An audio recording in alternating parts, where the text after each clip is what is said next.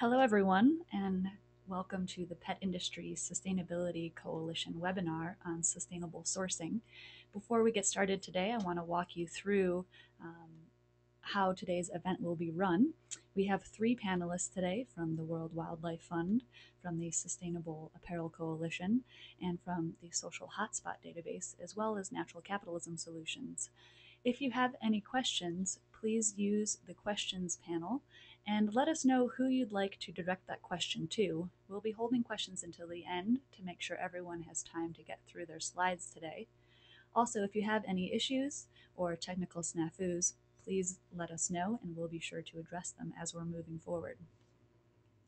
So I am Caitlin Bolton. I'm the Executive Director of the Pet Industry Sustainability Coalition.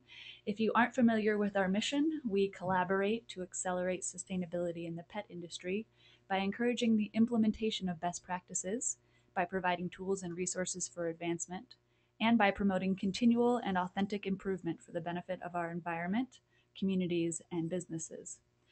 Today's webinar is part of providing tools and resources, which is a critical part of our mission.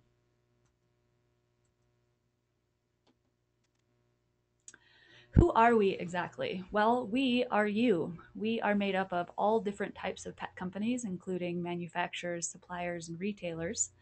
And you can see some of our founding members and other members listed here. Our founding members, I and Love and You, Worldwise, Kong, Only Natural Pet, Planet Dog, Westpaw Design, Petco, and Cardinal Pet Care, made an investment in us 1 year ago, and we're about to have our first birthday. As I said, you are taking place right now in our winter warm-up webinar series, which we changed from our first original series to bring in more experts from other industries who have been developing tools and resources to provide for your benefit. You can see today's panelists here along the right-hand side, February 13th. And as a reminder, we will have another webinar on March 25th that's sponsored by PetSmart, and it will be on communicating with customers and retail. Also, just a few events that are coming up. Please mark your calendar for our first birthday and semi-annual coalition meeting. These meetings take place at the two biggest trade shows. So this one is in Orlando for the Global Pet Expo, and our next one will be at Super Zoo. That's March 11th in Orlando, room 209A. That's open to the public, so even if you aren't a member with us, please come by. Also, we'll be presenting at the Pet Food Forum 2014 in Schaumburg, Illinois on April 2nd, and we invite you to visit us there as well. So as I mentioned, we have a Pet Industry Sustainability Toolkit, and I have Toby Russell here with Natural Capitalism Solutions, who's our sister company. Back when we started a year ago, they released the original 1.0 toolkit in May of 2013, and we have now introduced a new 1.1 toolkit, which Toby is going to walk us through.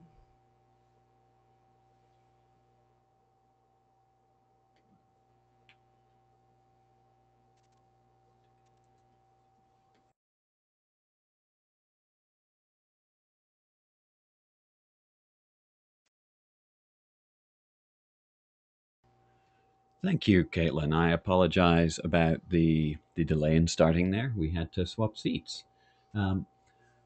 Natural Capitalism Solutions is a nonprofit organization that's been doing sustainability consulting for over 10 years. We work with a lot of corporations and a lot of cities to really look at how to implement genuine sustainability across a variety of issues. We also do a lot of sustainable education, teaching MBA programs on both coasts and executive education programs. And when the opportunity to partner with the Pet Industry Sustainable Coalition came along, we jumped at it because any chance to work with an industry to progress sustainability at a rate that is needed to meet some of the challenges we face is very important.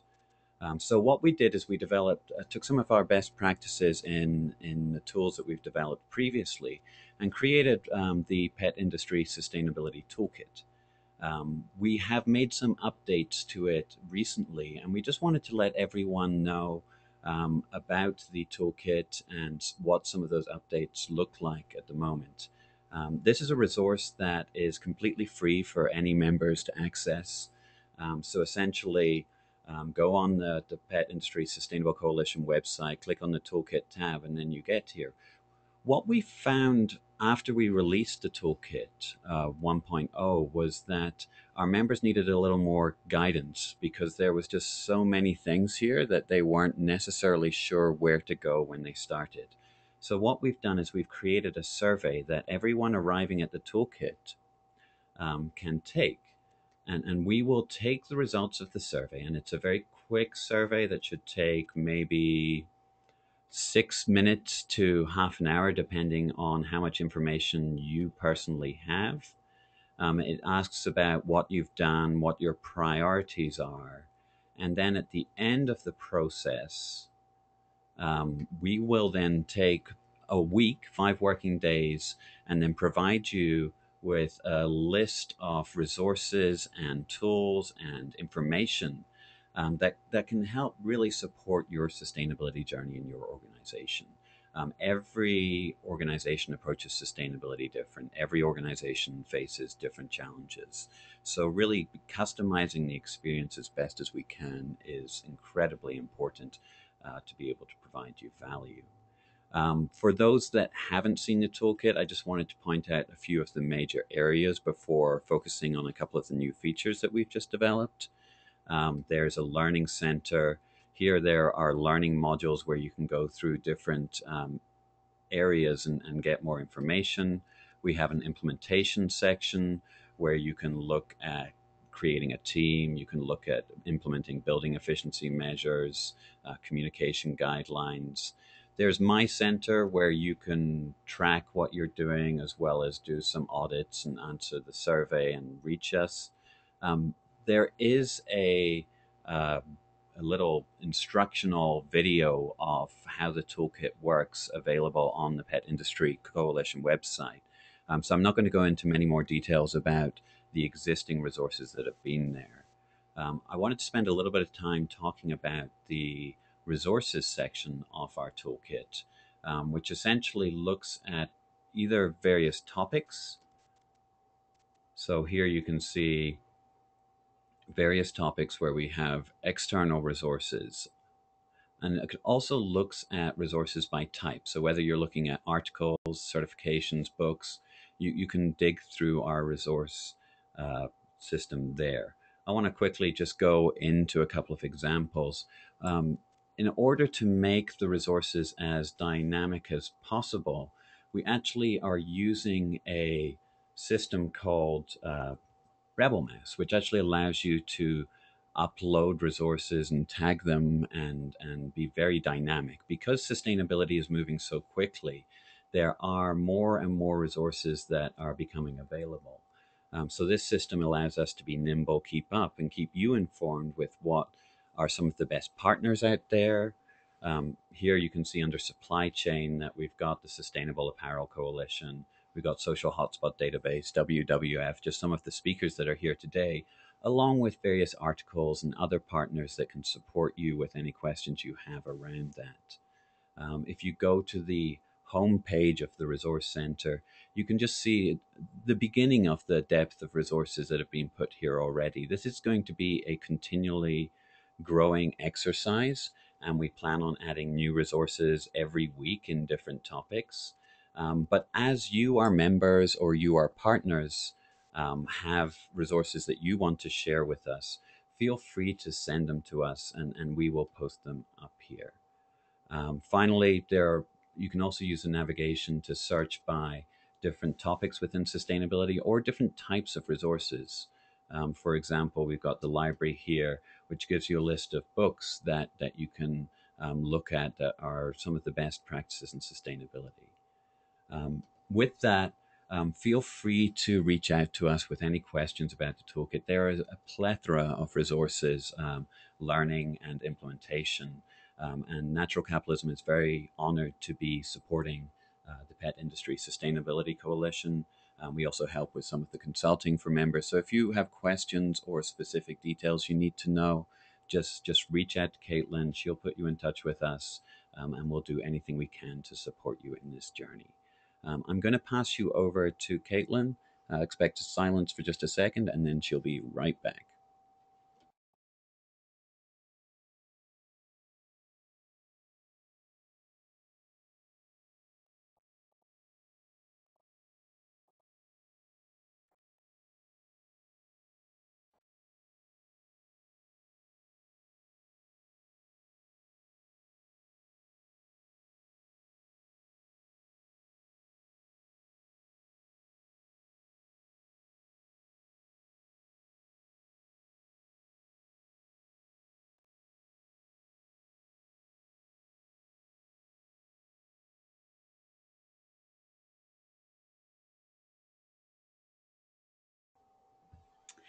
Thank you, Toby, for walking us through the new Resource Center and live learning opportunities as part of the Pet Industry Sustainability Toolkit.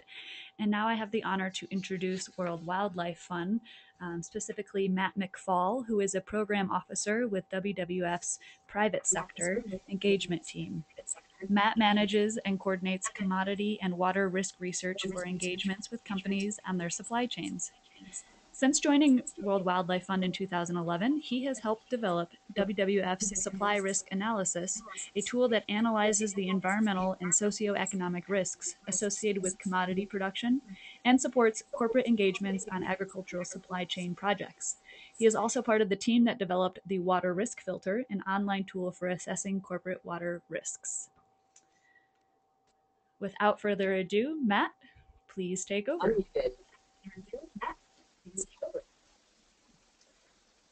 Great, thank you, Caitlin.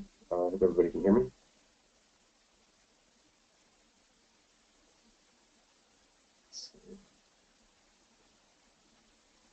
I am looking for how to move the slides forward, actually.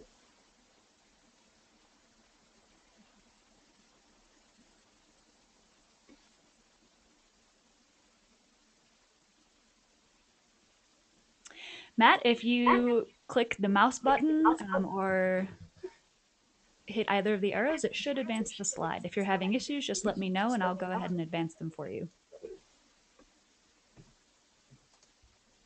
It looks like I'm not able to advance it, so if you want to go ahead and do it for me, that would be fine.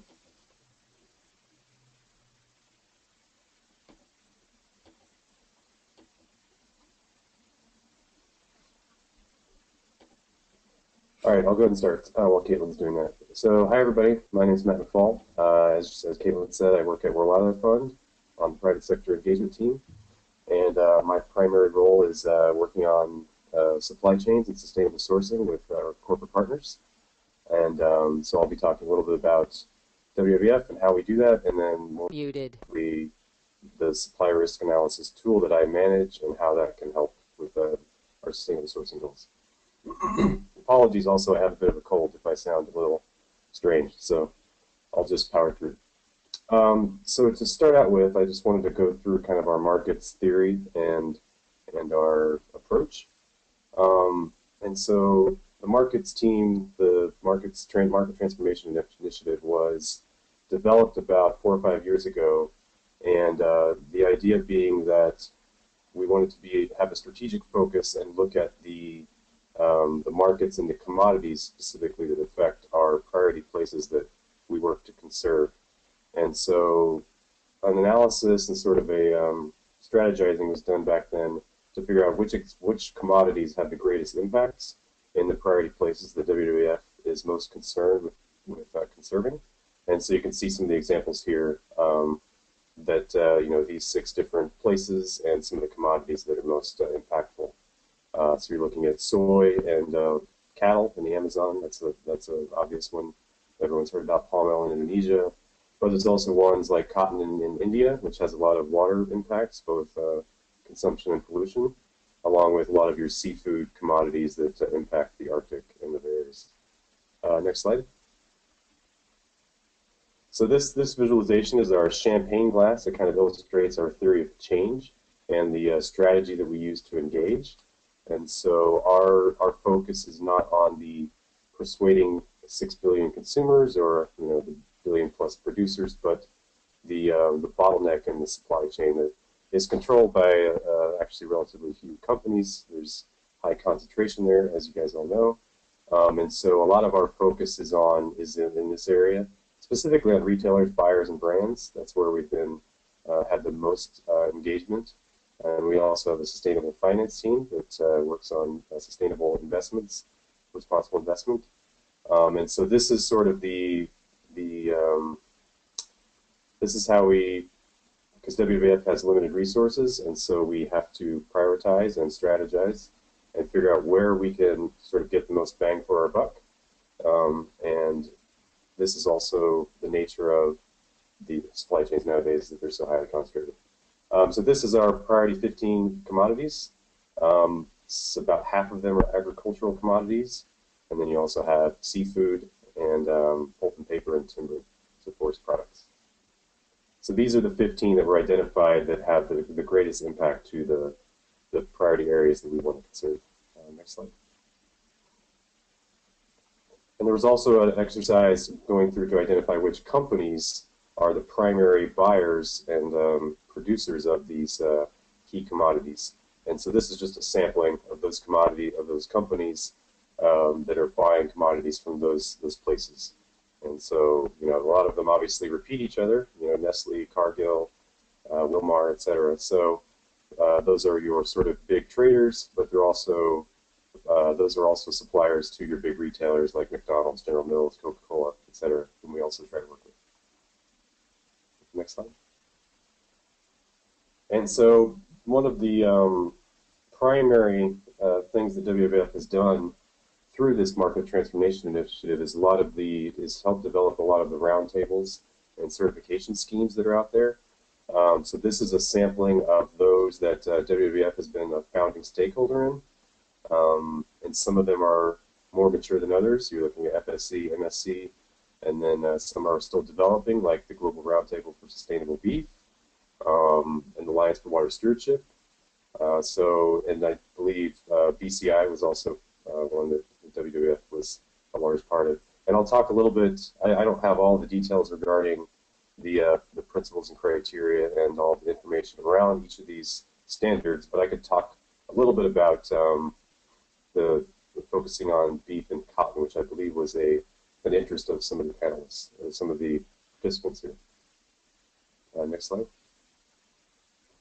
So GRSB is a global multi-stakeholder initiative, and the goal here is to develop a global standard for sustainable beef, which is very challenging because of the various production systems that beef is produced in around the world. And so it's not perhaps as prescriptive, from what I understand, as some of the others. Like, I know Better Cotton is very prescriptive on production practices, and its goal is better production or better production practices. And there's not necessarily a certification going with BCI, but the GRSB is still in development, and it's one of the most ambitious certification schemes. But if anybody's interested in learning more, I can direct you to the folks at WWF that would know more than that. So, next slide. BCI is another one of the roundtables that WWF helped develop. A lot of the focus here has been in India and South Asia, and there's been a lot of success in Pakistan and India getting cotton farmers to adopt better cotton practices. And so it's a little bit different than some of the other certification systems like RSPO or FSC, where it doesn't necessarily have a certification, but it's more of a process for farmers to work on better production. And so if anybody was interested in learning more about any of the initiatives that were on that previous slide, feel free to let me know. I can direct any queries to those that we know. So this slide here is illustrating our sustainable sourcing process and how we work with companies and the strategy and the sort of way we go about looking at sustainable sourcing. It's a sort of a stepwise approach. So the first step being knowledge and awareness, which is actually what I'm going to talk a little bit more about today, because that's primarily what I work on. And following that, there's strategy development and sort of say risk mitigation activities we work with companies on. And then furthermore, there's obviously participating in roundtables buying certified goods, working more closely with suppliers, etc. And then eventually, the idea being monitoring and evaluating the effectiveness of those standards and ensuring that they're indeed sustainable and responsible. Next slide. So the next few slides, I just wanted to show illustrating that we do focus on the production level of these commodities rather than, say, the entire supply chain. And that is primarily due to the fact that the majority of impacts, for example, greenhouse gases, occur at the production level. Certainly for livestock, that is the case, and even for the majority of your crops, it's also the case. Next one. This is just also illustrating that the same goes for water. The majority of the water footprint in a product is from the production, from the crop itself, and all the irrigation water and rainwater that's used to produce it. Next.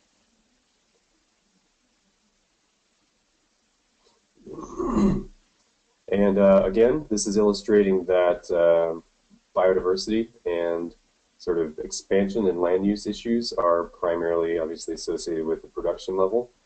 This is just an illustration of soy area in Brazil and its overlap with WWF's priority areas. And so this is part of what we look at in determining which of the commodities are our priorities, and then what are sort of the hotspot issues within each of those areas that they're growing. You can go to the next slide. So I'll talk a little bit about what I primarily do. So this is our supply risk analysis tool. This is something that I helped develop over the last 3 years or so. And we use this as our initial engagement with companies. So it fits in the step 1 of that sustainable sourcing process. And this is just a simple risk matrix we use. So we look at probability and severity for a given issue. So for example, if you're looking at, let's say, soy in Brazil, and you're looking at deforestation as one of the issues or the indicators, then you would look at what is the probability that soy is associated with deforestation in Brazil, and then what is the severity of that impact from deforestation. And so this is just a simple risk matrix, and we have a red, yellow, green scoring system that we use to highlight hotspot issues within production. Next slide. So these are some of the criteria that we look at when doing this supply risk analysis. So we look at both sort of threats to the production systems. So let's say climate change, pest and disease pressures, like environmental threats. We also look at issues within a country, so corruption, political stability, human rights, just to look at the risks of sourcing from countries with that are politically unstable or highly corrupt. And we also look at, in the environmental and social categories, the impacts from production on the environment, on societies and communities. And so, each of these has sub-indicators. There's approximately 50 plus, 58 or so indicators we have that fit into these 4 themes and these 30 criteria. So it's a holistic risk analysis that because we know that a lot of companies already do this, but they may only be looking at some of the supply security concerns and the economic risk. And so we believe that a holistic approach is the most appropriate for identifying where are the hotspots and what are the sort of where can you prioritize your efforts in engaging with your supply chain. Next slide. This is just an example output. So in each of these columns, you would see, like, let's say, a country commodity combination. So for example, Brazil soy, Brazil beef, Brazil cotton, and Brazil corn. You could look at 4 different combinations for Brazil and sort of see the different issues associated with, or the risks from production for different commodities in one country. You could also look at different, the same commodity for multiple countries. And so this just provides a simple way to illustrate and visualize where some of the risks are. Next. This slide is illustrating that our goal is not necessarily to push companies away from sourcing high risk areas, but to get companies to look to mitigating these impacts, turning red to green. So we're looking at market transformation and not necessarily just avoidance of risk. Um, and so this is where we would encourage companies to either join roundtables, help initiate roundtables. If it could be as other strategies such as long-term contracts or just different business structural issues that could be looked at in terms of mitigating risk. And so that, turning red to green is kind of our theme when it goes to that. And these are just, I'm not going to go through all the, yeah, you can go to the next slide. I'm not going to go through all of the examples here, but these are just different examples from the sort of the tier, the process, sustainable sourcing process, stepwise approach that companies can look at in terms of mitigating some of the risks that we highlight. I'll let you guys look at that offline. Next slide. Again, we're looking at looking for transformational and not just transactional supply chains. So we're sort of we want companies to be more engaged with their suppliers, learning more about where their products come from, what are the issues associated with the production on the ground from those places, and investing in those supply chains. So our goal is sort of getting sustainability to be pre-competitive. That's something our team has emphasized over the years. And the final slide. I just wanted to highlight some developments that are coming up in our team, our supply risk analysis team. We actually have about 5 or 6 folks in the WFUS office, as well as colleagues in the Netherlands, Germany, and Netherlands and Germany, who are part of our supply risk analysis global team now, and we're developing a website. So this will be a site for the public and other companies to learn more about our supply risk analysis tool, how we use it to engage with companies on their supply chains, and how we can look and work on sustainable sourcing with them. So this is coming out in April 2014, and if you are interested in learning more about the website or the tool, or in general about our sustainable sourcing process, feel free to contact me. And if you want to learn more about any of the initiatives we work with, you can contact me and I'll put you in touch with the relevant parties. I believe that's it. So I'll send it back to Caitlin and we can do questions at the end. So thank you.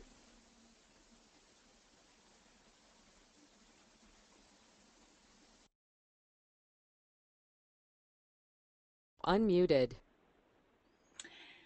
Thank you, Matt, for giving us an overview of some of WWF's work. And I think it's interesting to learn or to remind ourselves that all of those materials and ingredients that go into our products really do affect these natural areas that are so important to us and the earth. So I just wanted to remind all of you guys that if you have questions, please put them in the questions panel box and we will log them for the question session after we have the rest of our panelists. And now I will turn it over to Catherine Benoit Norris, who is the VP of Social Sustainability at New Earth, where she directs the Social Hotspot Database Project and provides advisory services to practitioners and firms. She has extensive experience in developing and evaluating methods and tools for supply chain social sustainability assessment. She directed and coordinated research for several highly praised sustainability centers, including CRAIG and the Sustainability Consortium. She has assessed supply chain social impacts and advised strategic development and engagement with global corporations in several sectors, including mining and metals, retail, consumer products, and agriculture. So before I hand it over, Catherine, I just wanted to mention that I feel like WWF gave us a good sense of that environmental sustainability that comes from the supply chain. And I think oftentimes it's harder to quantify those social impacts that come from the materials we use. So I'm very excited to have the Social Hotspot database and New Earth here to describe some of those impacts and hotspots that come from the pet industry. Thank you very much, Caitlin. I'm glad to be here too and continue the discussion that was launched by Matt regarding supply chain sustainability issues and what we can do about them.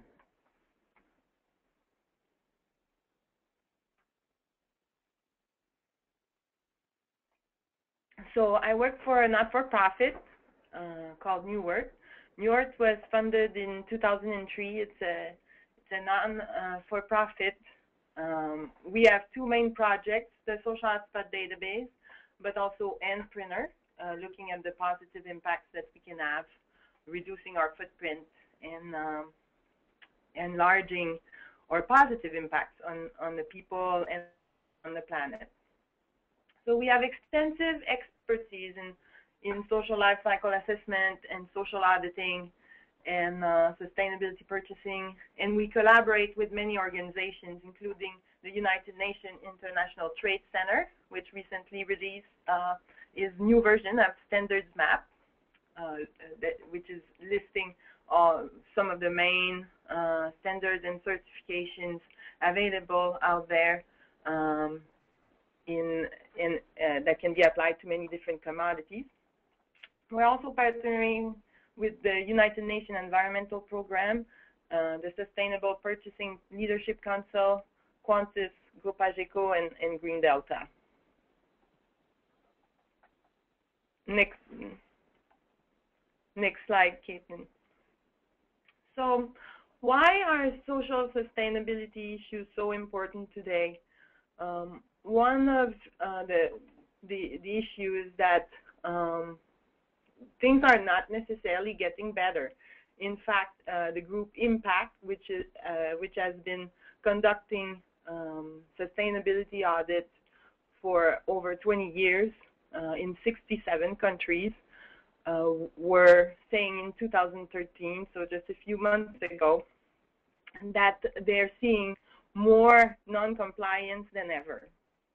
So even though quite a bit of effort and energy has been put into social auditing and trying to get things better on the ground, things are still not moving in the right direction.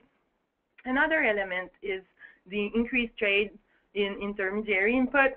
So that means that we're even more international in our supply chain than we ever were, because not only the last manufacturing stages are occurring in other countries, but these inputs to the last manufacturing stage can be coming from anywhere else on the planet, and I've gone through, in fact, many loops around the globe already. And then we also have major events, such as the Bangladesh fire last year, that were followed with more fire and fire in China, and that was in the apparel sector, but similar issues were found in some other sectors, like chicken in China, or tanneries in Bangladesh, and more recently there was a report from the Harvard School of Public Health on the forced and child labor in the carpet industry in India, just to name a few. Next slide.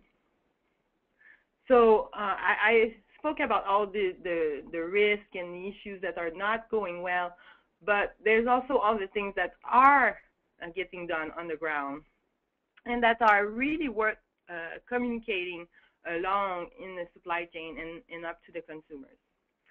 What can you do to manage social sustainability? First, you can look at and understand better your own supply chain and conduct a due diligence. You can evaluate what's material for your company and your industry and engage with your stakeholder. As Matt was presenting, engagement goes a long way to make things better in supply chain. Then you can engage in verification, capacity building with your suppliers, and increasing shared value. So a shift in how you consider your supply chain. And finally, you can report on all your improvement through sustainability reports. And in just a quote from PricewaterhouseCoopers last year, which from a report where they were demonstrating that success in sustainability has a direct correlation to success in business. So taking into account your supply chain risk and learning how to manage them better is really going to have a good correlation to your success business-wise. There's also the pressure to manage and report supply chain risk. The Protect, Respect, and Remedy framework from the UN is requiring human rights due diligence. The recently released GRI G4 is also introducing reporting on supply chain significant and potential social issues such as labor rights and human rights impacts. The Dow Jones Sustainability Index is now asking about formalized process to identify supply chain risk. We have ISO 26000, the California Transparency Act, the Dodd-Frank Act, and conflict minerals. So there's lots of pressure out there. Some of the tools that exist to look at supply chains are environmental and social LCA. Most of you are probably familiar with environmental life cycle assessment. The social life cycle assessment evolved in parallel, and there was a guideline published by the United Nations Environment Program in 2009, which defined the consensus on the methodology. So it's basically looking at the impacts on various stakeholders and on different impact categories along the supply chain. Next slide. So it captures impacts on labor rights and decent work, human rights, health and safety, governance, and community, and includes subcategories such as child labor, forced labor, wage, poverty, migrant labor, discrimination, gender equity, injuries and fatalities, corruption, drinking and sanitary facilities, and so on. We're conducting social LCA with various industries. There are some key aspects to consider. First, the objective of the evaluation. Do we want to conduct a materiality assessment to find out what are the issues that have that are most significant for the industry or the company? Are we thinking about public reporting? Do we want to conduct some product comparison? Do we want to find out about better sourcing practices, or do we want to enable a risk management program? So we can choose in between a generic approach or something that's more customizable. We've at New Earth, we were the one leading the development of the UNEP-CITA guidelines and also the methodological sheets that were just published in November on the UNEP Lifecycle Initiative website. We conducted more than 30 social LCA in Canada and the US, in Europe, and South America. For example, we conducted the work for the Sustainability Consortium, but also for the peat moss industry, the dairy industry in Canada, and the pork industry in Canada as well, and Cotton Incorporated, looking at cotton.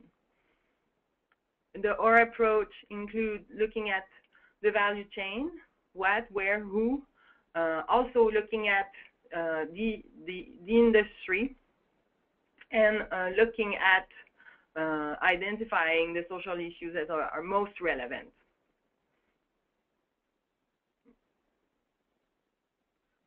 We use two complementary approaches: social hotspotting, to look at the hotspot in the supply chain and in a specific analysis, which is applied often by industries to find out with surveys and in interviews and engagement with main players, what are the issues that are most relevant and the issues that are needing to be better managed or that are already very committed. The social hotspot database is a database of social information and also including a global input-output model, so we can know where the supply chain is and what's the labor intensity by country-specific sectors. So, for example, if we are thinking about the vegetables and fruits in Chile, we can know for $1 million worth how many hours of labor were involved in which country and sectors. The social hotspot database also includes a user portal which only display the risk by country and sector. And here's an example looking at the food products sector, which is the sector including pet food for China and the US. And we see that China has more overall risk. And looking at labor rights, the issue contributing the most to the risk is working time. We applied the social hotspot database to pet food for the Sustainability Consortium. For that study, we were studying the US market. So we look at all the countries from which the US is sourcing pet food, and we identified the hotspots over the whole supply chain. So the main countries that were at risk, identified at risk in that study, were China and India, followed by Cambodia and Thailand. And the sectors that were most at risk were fishing was the one contributing most to the risk, but then also the food products or manufacturing of pet food, vegetable, fruits and nuts, and followed by paddy rice and the chemical product sector. The issues that were coming up most often in that analysis were labor rights and decent work in China, along with health and safety in China, human rights and labor rights and decent work in India were the issues most called for, and overall health and safety was the issue that appeared in most countries. So this is just a snapshot of some of the results that we got for the Sustainability Consortium. So we work at two levels, the level of industry looking at manufacturing or growing food, but we also look at whole supply chain. If you want to manage, just go back a minute, Caitlin. So managing social sustainability is about bringing more clarity and integrating efforts. And you can start by understanding better and prioritizing resources, taking actions, and then most importantly, also measuring the positive impacts that your action have on the people and on the planet. So thanks very much.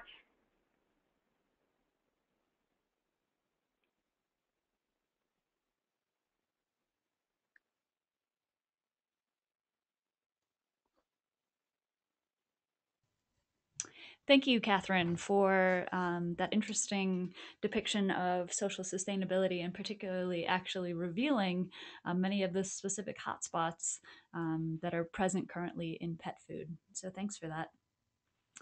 Finally, and I'm going to move right along here because we don't have as much time as hoped by this point, but I want to introduce Ines Sousa. Dr. Ines Sousa has been the staff lead for the Materials Sustainability Index work at SAC, which is the Sustainable Apparel Coalition, and she is now leading the SAC member working group focused on piloting product category rules for apparel products. Prior to joining SAC, Dr. Sousa worked for ENX Suite, an energy and sustainability performance management software company, leading its sustainability services, and previously co-founded Sustainable Minds, a green product design software company pioneering on-demand LCA software for early product design phases.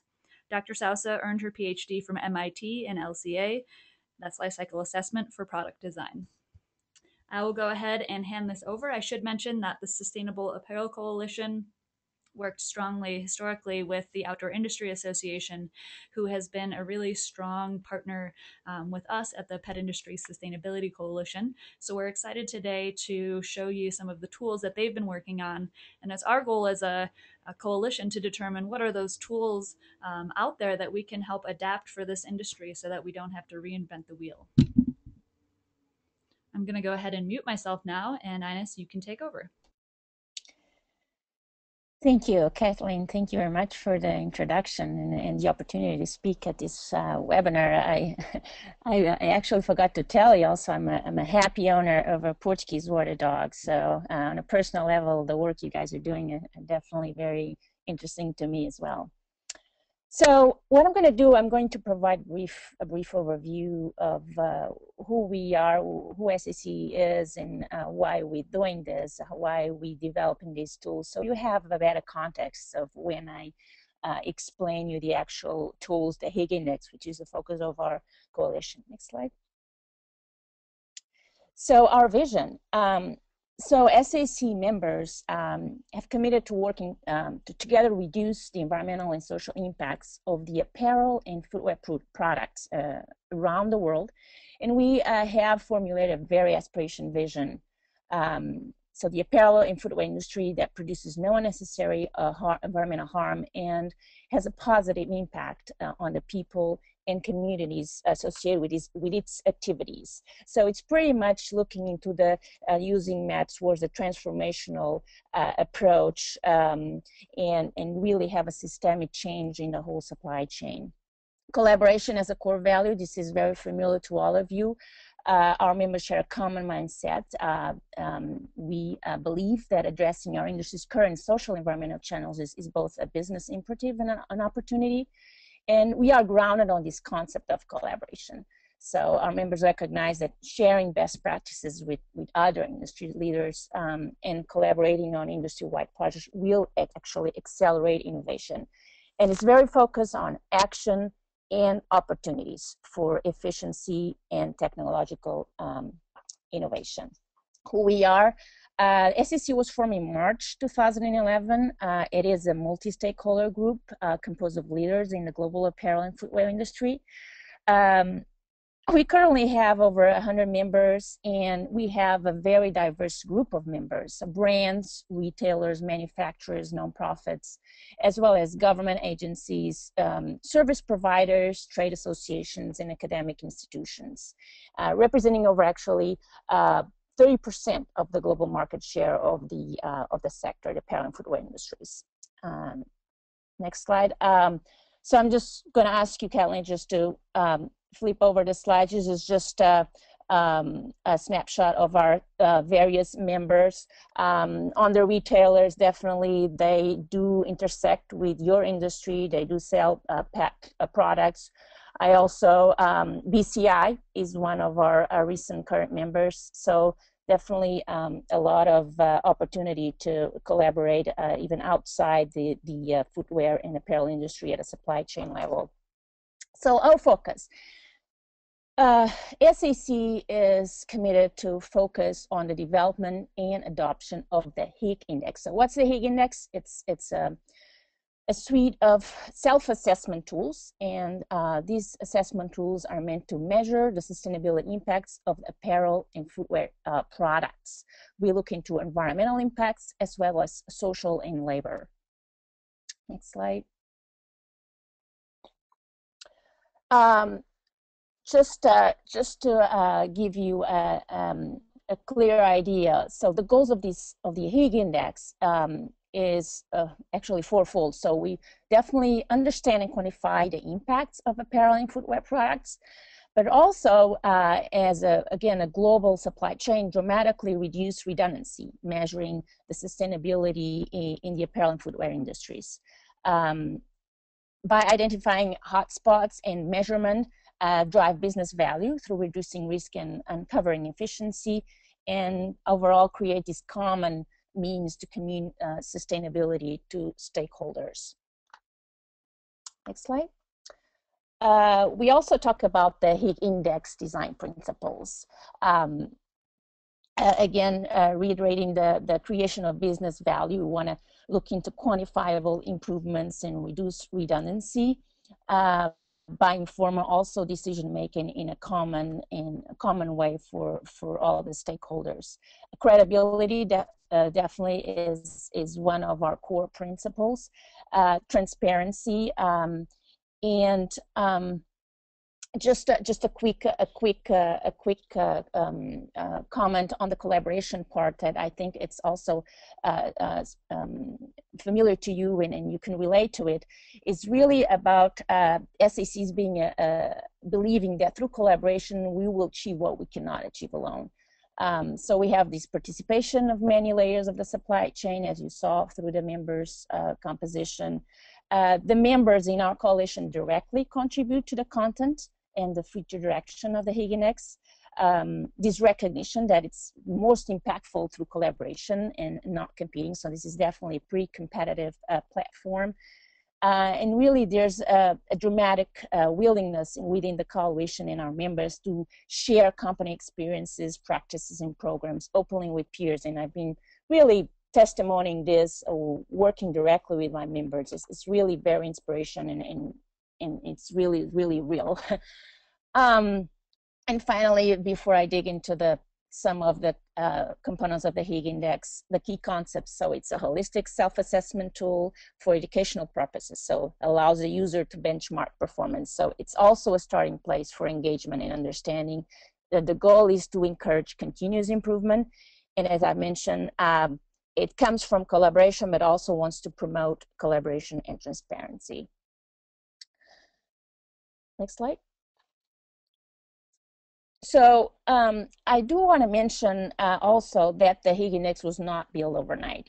It was an effort of many stakeholders across the industry. One of them, as Caitlin referenced, the Outdoor Industry Association. They all laid a foundation for what's now the structure and content of the tools of the Higg Index. The OIA Eco Index, for example, influenced the environmental brand module. I'll talk about it, the brand module. The Material Sustainability Index, we adapted and adopted it from Nike. It is actually a product of 8 years more research and work at Nike internally.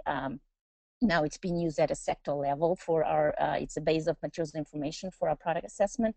The Global Social Compliance Programs reference tools, they influenced how we structure the facilities module, and the number of social and labor best practice tools, the SIA, social fingerprint, FLA, etc. So to say that we definitely don't want to reinvent the wheel, and we have and will continue to look into other initiatives and tools to make sure we find the best synergies and understand how we can do this better and add value.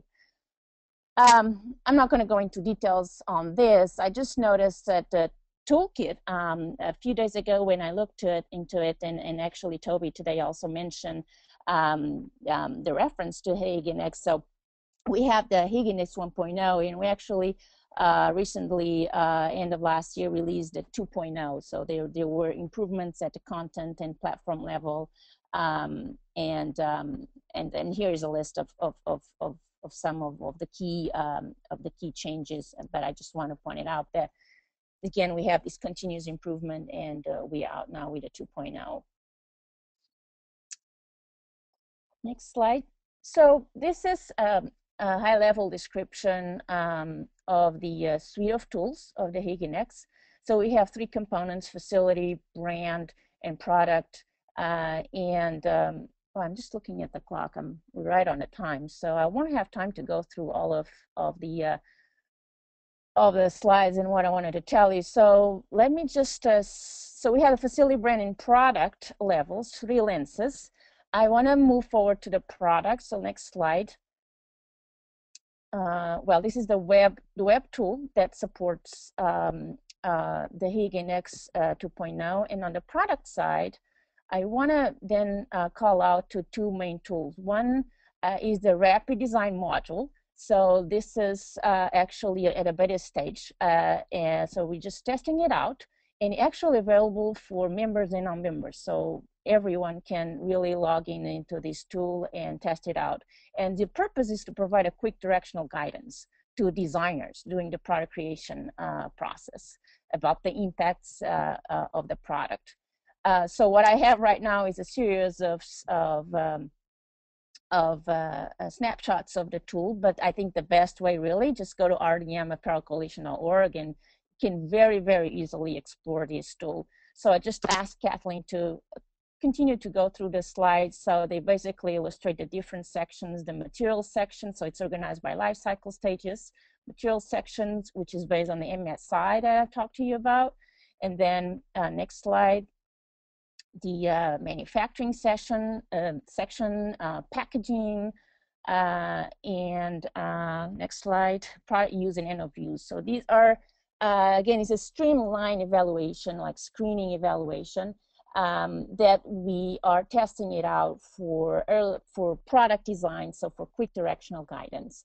We are working also on rethinking our product module for a more advanced evaluation, even could back and substantiate environmental claims.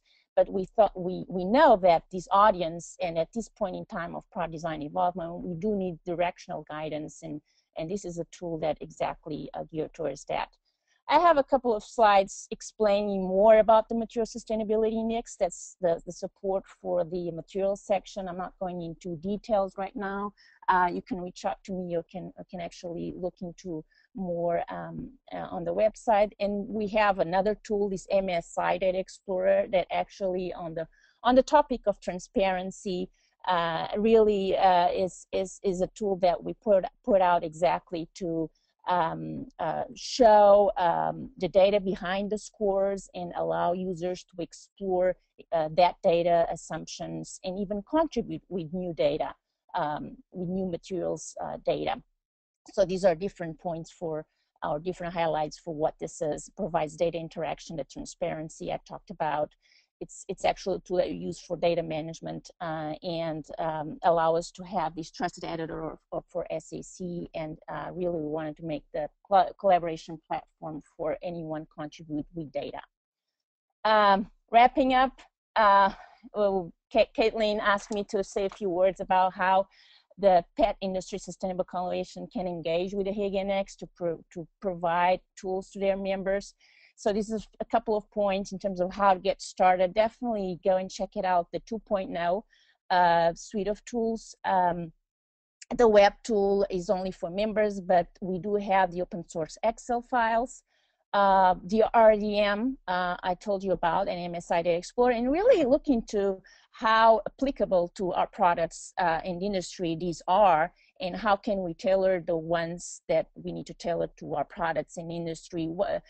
Our members, for example, retailers, Target and others, they really actually leverage these platforms for other products that they sell. So it's really a good approach, and definitely don't let the perfect be in the way of the good enough. Rapid prototype. This has been our approach, and I think it's been working out very, very well. And also, obviously, reach out to us, but reach out to SAC members and really talk to them about how they're contributing and benefiting from collaboratively working and creating this Higg Index, and how they're using and adopting the index within their own organizations and throughout their value chain. So sorry for the rush, but yeah, definitely reach out to me if you have questions, and I'll follow up with you guys. Thank you so much. Back to you, Kathleen.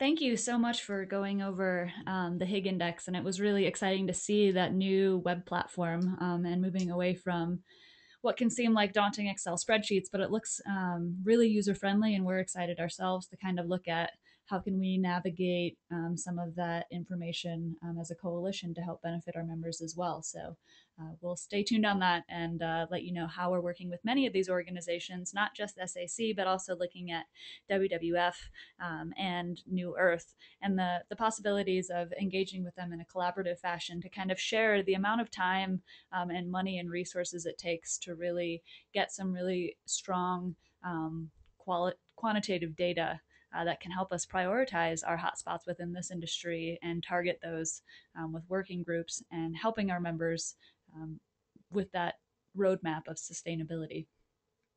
So we want to take any questions now, but we did go over. It's 12:05. So if you have any questions, please enter them in the question box. Otherwise, I think we will wrap this up.